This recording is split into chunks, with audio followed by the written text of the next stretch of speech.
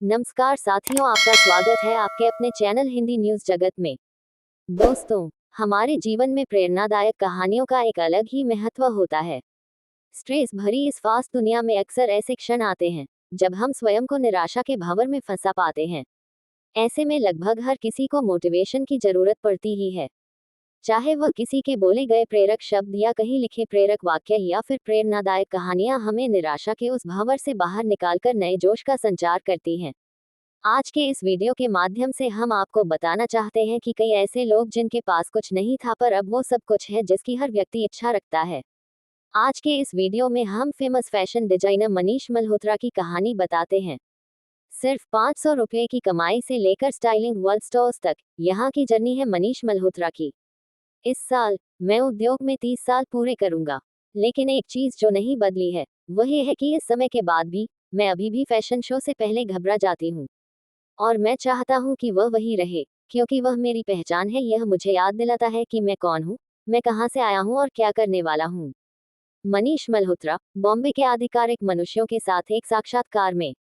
हम सभी एक दिन मनीष मल्होत्रा द्वारा डिजाइन किए गए पोशाक पहनने का सपना देखते हैं और बॉलीवुड और फैशन उद्योग पर उनका प्रभाव वास्तव में प्रेरणादायक है। यहाँ तक कि जो लोग मुश्किल से फैशन का पालन करते हैं, वे प्रसिद्ध बॉलीवुड डिजाइनर के रूप में उनका नाम जानते हैं। लेकिन हम में से कुछ ही इस सफलता की कहानी के पीछे के संघर्ष को जानते हैं। 53 वर्षीय फैशन डिजाइनर ने भारत में बॉलीवुड सितारों की 4 पीढ़ियों को स्टाइल किया है। वह फैशन में अपनी अनूठी शैली और स्वाद के लिए जाने जाते हैं। लेकिन जब यह फैशन मोगुल अपने सपनों का पीछा करने के लिए मुंबई आया। मनीष मल्होत्रा का जन्म एक ठेठ पंजाबी परिवार में हुआ था, जो प्यार करने वाले माता पिता थे जिन्होंने उनके सपनों में उनका साथ दिया।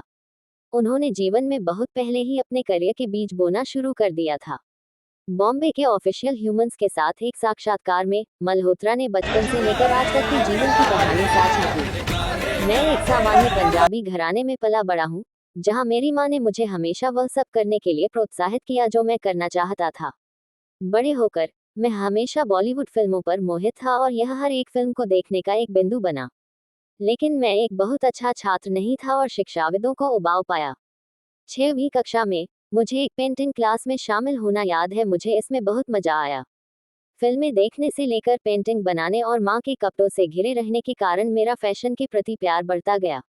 मैं अपनी माँ को अपनी साड़ियों पर फैशन की सलाह भी देती थी। जब मैं कॉलेज में आया तो मैंने मॉडलिंग शुरू की और एक बुटीक में काम करना शुरू किया।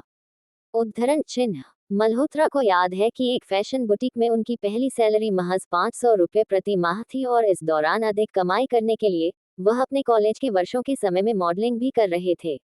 उन्होंने कभी भी फैशन डिजाइन में पेशेवर प्रशिक्षण प्राप्त नहीं किया क्योंकि वे वित्तीय स्थिति के कारण विदेश में अध्ययन नहीं कर सकते थे।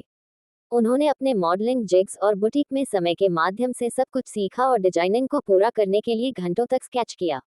आखिरकार 23 साल की उम्र में उन्हें अभिनेत्री जूही चावला के साथ अपना बड़ा ब्रेक मिला और इसके बाद उन्होंने पीछे मुड़कर नहीं देखा। इसके बाद उन्होंने रंगीला के लिए वेशभूषा तैयार की, जिसने उन्हें बेस्ट कॉस्ट्यूम के लिए फिल्म फेयर अवार्ड दिलाया। अपने पहले के दिनों में निर्माता अक्सर उन्हें फिल्म के विचार के बारे में बहुत अधिक परेशान करने के लिए उनसे चिढ़ जाते थे, जो वास्तव में डिजाइनिंग के लिए उनकी प्रक्रिया का एक हिस्सा है। लेकिन नायिका को ग्लैमरस बनाने के लिए उन्हें केवल एक ही जानकारी मिली। मल्होत्रा अभी भी कॉस्ट्यूम डिजाइन के साथ आगे बढ़ने से पहले एक फिल्म के कथानक के बारे में जानने पर जोर देते हैं। मनीष मल्होत्रा ने 2005 में अपना खुद का लेबल लॉन्च किया और हाल ही में फैशन उद्योग में 3 दशक पूरे किए। उन्होंने कई ब्लॉकबस्टर जैसे कि दिलवाले दुल्हनिया ले जाएंगे, सत्या, ओम शांति ओम, दोस्ताना, रॉकस्टार, 2 स्टेट्स के लिए कई राज्यों के लिए डिजाइन किए हैं। उन्होंने खुद माइकल जैक्सन के लिए भी कपड़े डिजाइन किए हैं।